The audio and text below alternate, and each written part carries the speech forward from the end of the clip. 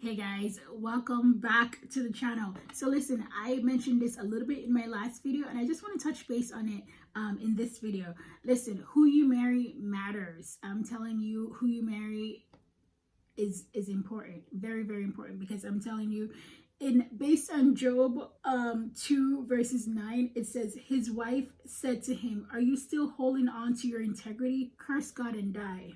He replied, "You are talking like a foolish woman. Shall we accept good from God and not trouble?" In all this, Job did not sin in what he said. Listen, this is so powerful, super, super powerful, because it's true. It says that he was a prosperous man. He was wealthy. He was, he was wealthy. He was blessed. God blessed him with so much, right? And his wife accepted all of that. She liked it. She liked the bling bling and all that, the nice chariots that they drove and all the things.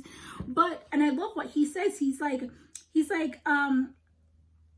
shall we accept good from God and not trouble? And I guess she didn't remember the vows that she took. I don't know what their vows was, but it says, death do us part, in sickness and in health. She was literally ready to be like, just curse God and die.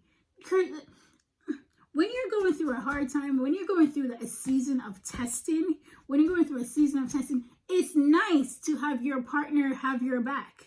And this lady didn't get the memo. She didn't understood the assignment. She's like, no, curse God and die. And even he stood in his righteousness and said, no, you foolish woman. He cursed her and said, no, I would never curse God. Shall we accept good and not trouble? And I love that, because even in the life of a believer, you're going to go through some hardship. You're going to go through some hard times, even though God is with you, because he allows that. Count it all joy, brothers and sisters, when you face trials. Okay, count it all joy. And Job knew that, but his wife did not get the memo. So, listen, you want to marry the person who God has for you. Let him choose, okay? Because unfortunately, the world is so deceptive.